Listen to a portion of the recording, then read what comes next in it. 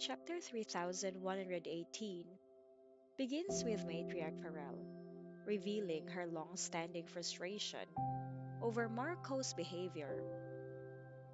Despite all her efforts and sacrifices to uphold the family's status and ensure her children's success, she feels that everything has come full circle, and she is once again dealing with the fallout of another broken marriage. Her patience with Marco has worn thin, and she is no longer willing to tolerate his actions. Although Marco may wish to continue with his life outside of his marriage, Matriarch Farrell demands conditions for the divorce that will safeguard her grandchildren's future. In a powerful ultimatum, Matriarch Farrell tells Marco that if he divorces Erica and seeks to remarry, he must undergo sterilization surgery to prevent him from having more children. She reasons that bringing new children into the world would create unfair competition for the resources and attention that should be devoted to his existing children, her grandchildren. She sees remarriage and additional children as a threat to the stability of her grandchildren's inheritance and well being. In her view, stepmothers often manipulate fathers, and she fears Marco's future wife might shift his focus toward new children, leaving his current ones to fend for themselves. Marco, shocked by his mother's drastic demands, tries to reason with her. He argues that even if he were to have more children, they would still be her grandchildren, and by the time he remarried, his current children would be nearly adults. However, Matriarch Farrell refuses to be swayed, shutting down his arguments with cold logic.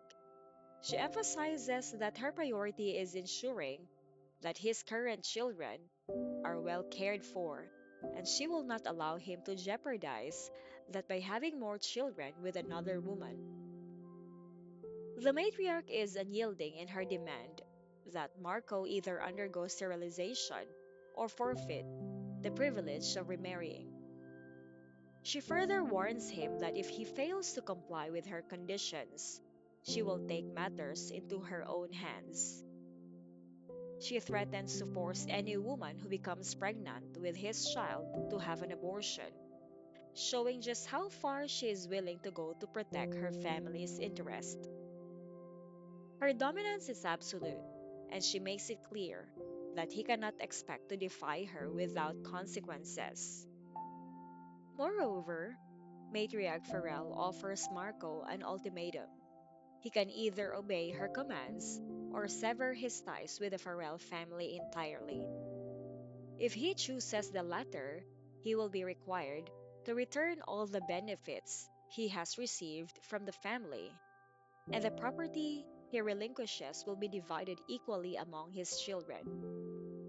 In this scenario, Marco would be free to remarry and have more children, but he would lose all his connections to the family and the fortune associated with it. This stark choice leaves him speechless as he realizes the extent of his mother's control over his life. Despite his discomfort, he ultimately agrees to his mother's demands, claiming that he does not plan to remarry or have more children. He reassures her that his existing children are his priority and promises to uphold their future. Matriarch Farrell remains skeptical but accepts his assurances for the time being. She warns him again not to test her resolve, emphasizing that she never makes idle threats.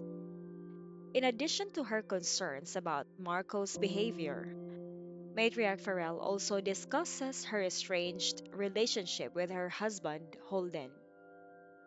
Marco tentatively asks if his mother could forgive his father, now that so much time has passed and some of the people involved, like Shiloh, are no longer alive. Marco tries to appeal to his mother's sense of family unity, suggesting that old wounds should be healed. However, Matriarch Farrell is adamant that she cannot forgive her husband for his betrayal.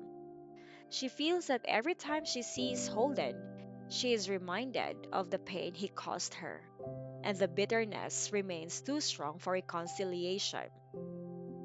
The matriarch insists that Holden live with Marco's brothers and that she has no desire to see him again. For her, the separation from her husband is permanent, and she prefers not to interact with him, even in their old age.